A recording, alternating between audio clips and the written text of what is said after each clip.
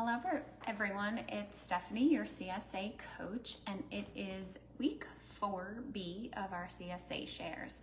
So I just got done picking up and we have lots of new goodies this week.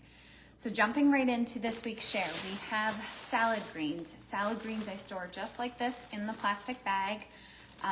Do not wash them until you're ready to use them. Obviously great as a base for a salad. When I go to use these, I soak the greens in water to get any dirt or anything left on the greens off, and then I throw them in my salad spinner before I serve them. We'll get salad greens for many weeks consecutively, and I've said this before, I'll say it again, but the way you dress your greens changes up the flavor. So you can make a vinaigrette, you can do more of a creamy dressing, you can just do a simple salt, pepper, olive oil, dressing. So change up how you use the greens in that manner. Also look at our PDF for a salad board because we're starting to get some more of our summer veggies that are great for salads. So those are salad greens, probably one of the first things you want to use this week. We also have kale. Kale gets stored in the fridge in a Debbie Meyer green bag or a plastic bag until you're ready to use it. Kale can be eaten raw or it can be served cooked. It's great sauteed just as a side. You can serve it in a salad, so a massaged kale salad. I know I have a kale Caesar salad on the blog. There's also kale chips. So there's a bunch of recipes for kale on the blog. And this week's recipe, I'm pretty sure, is gonna focus on using greens in a very simple manner. But these are stored in the fridge just like this until you're ready to use them. I still had our kale from last week and the previous week, so I just did a big batch of sauteed kale as a side for our dinner the other night. And it gets our greens in and uses up a bunch of the greens. So that's our kale. We have summer squash. So summer squash gets stored in the fridge in your crisper drawer just like this. Can be eaten raw or can be cooked. Great in stir fries. There's definitely a ton of recipes for summer squash. We'll see this a lot over the course of the next few weeks. So don't be afraid to try new ways to use these. You can turn them into noodles and use them as a base for a pasta dish. You can, there's pickled squash ribbons. I have used squash in so many different ways over the last years. So go onto the blog if you're looking for different recipes and try that out. But just simply grilled, roasted in a sheet pan meal is also delicious, eaten raw. So those are summer squash. You can also use it in baked goods, so shred it up. If I have a lot of summer squash, I shred it and throw it in the freezer and then save it. And usually I measure it before I freeze it into a Ziploc bag and write down that measurement. I usually tend to freeze them in 2-cup increments. And then I'll use it to throw into like a chili dish or any of my baked goods. Squash kind of adds a level of moisture to baked goods, so it's nice to use for that. So there's our squash. We also have 2 different types of cucumbers. So stored in the fridge in our crisper drawer, cucumbers are amazing served raw. I will probably just chop these up and throw them on the table and they'll get eaten just like this. But they're great used in, if you still have dill left, you can make the dill dip, and these are great to dip in that. Served with your salad greens or just eaten raw. Amazing as like a side or a snack. We have scallions, so we've been getting a lot of scallions stored in the fridge just like this in a bag, or you can store them in a glass of water. They are very tall, so in a glass of water doesn't really work for us because my kids will knock it over. You can use these as a garnish. You can use them for their mild onion flavor, so anything where you're trying to add that onion flavor to your dish.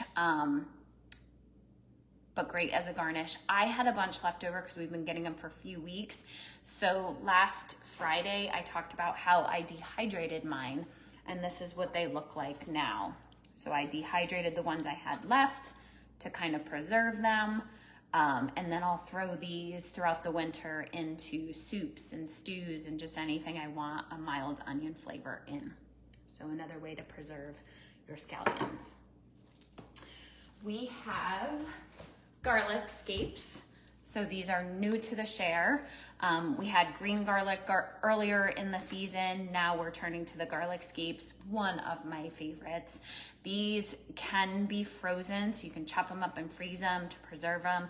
They will last. You can store them in a plastic bag in the fridge. They'll last for a while, but they're gonna add garlic flavor to any dish.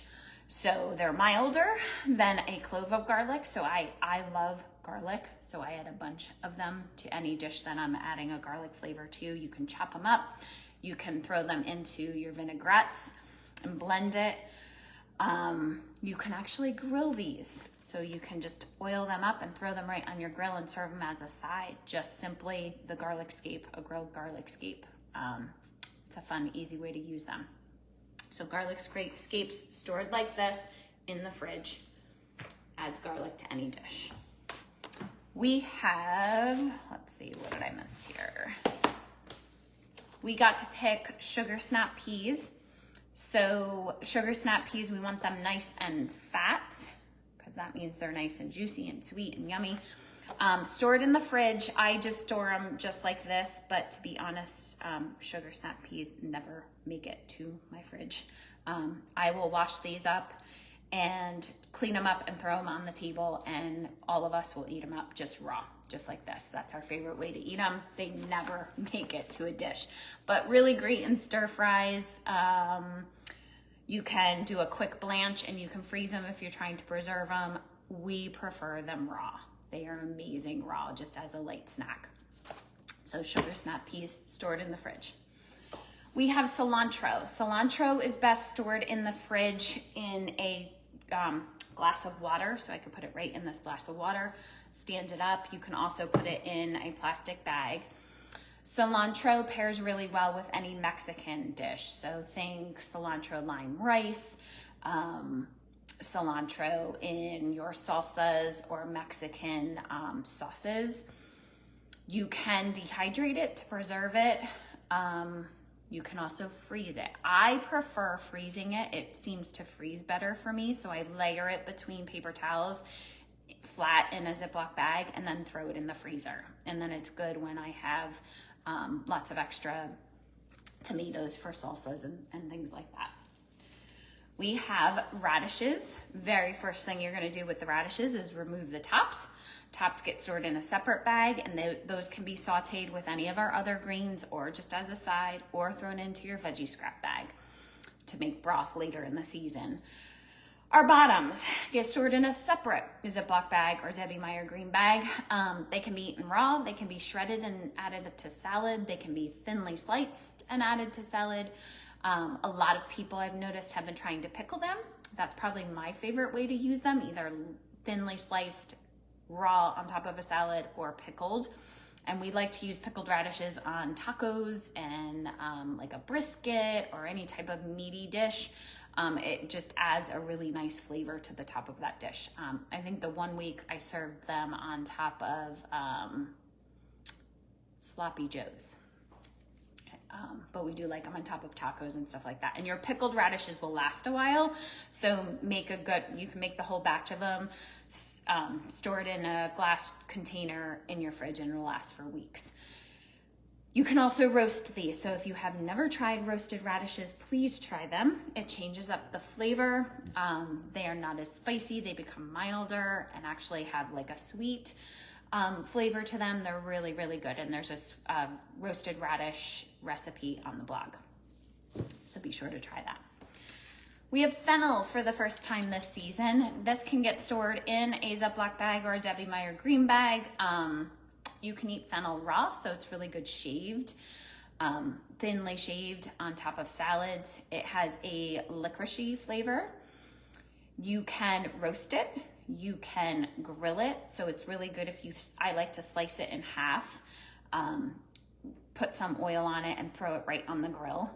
It kind of caramelizes and becomes changes up the flavor profile again, kind of minimizes that licoricey taste. You can use any of the fronds as a garnish. So here's our fronds. You can use those, chop them up, add them to a salad, add them to the top of a, like a potato salad or things like that. So good, just like this, stored in the fridge until you're ready to use it, but roasted, grilled, or raw. Now our last two items look very similar. So we have romaine. So I want you to look at the bottom of your heads. Your romaine is less white here. So this is romaine stored in the fridge in a Debbie Meyer green bag or a plastic bag. Great vessel for the base of a salad. Also, you can use it for burgers, chop it up for tacos. Use the leaves actually as like a wrap vessel because they're a little bit hardier. So this is romaine. We also received escarole. So you can see they're very, very similar, but the escarole is much whiter on the bottom. You can also taste the leaves. Your escarole is going to be a little bit bigger. I mean, a little bit more bitter, but you can see the difference. Romaine, escarole. Escarole, romaine. Now, if they're in the fridge, make sure you're kind of comparing them or tasting them before you go to use them. Escarole is really good cooked. It's good in soups. It's good in we actually have a escarole salad that's on the blog that I make every time we get escarole because all of us love it. It's paired with apples and some dates. So it gives it, the apples and the dates give it some sweetness, but it's really, really good. So stored the same way as romaine in the Debbie Meyer green bag or in a Ziploc bag in the fridge until you're ready to use it, and then wash and clean and chop. So that is it for this week. Remember to take a look at what you have still in your fridge left over from previous weeks. Use that first. That needs to be your focus. If you're not ready to use it, think of how you can preserve it. Like I did with the scallions. I had way too many scallions building up, so I dehydrated them. And then take a look at this week's share and kind of guide yourself with what you need to use first. And I would recommend finding a use for your salad greens first. Those are probably the top priority, and then your other greens slowly throughout the week. That is it. Thank you for watching, and I will see you all next week.